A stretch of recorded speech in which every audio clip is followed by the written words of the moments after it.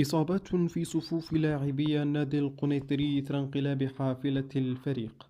أصيب عدد من لاعبي النادي القنيطري بجروح متفاوتة إثر انقلاب حافلة الفريق مساء اليوم عند مدخل مدينة سيدي بن نور، فيما لم تسجل أي وفيات.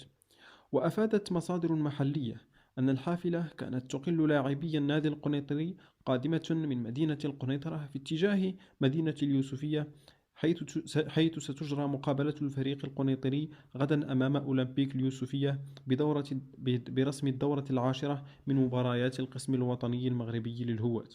وأضافت المصادر ذاتها أن لاعبي الفريق تعرضوا لإصابات متفاوتة الخطورة، مشيرة إلى أن عناصر الوقاية المدنية والسلطات المحلية انتقلت إلى عين المكان، وتم نقل المصابين إلى المستشفى لتلقي العلاجات اللازمة.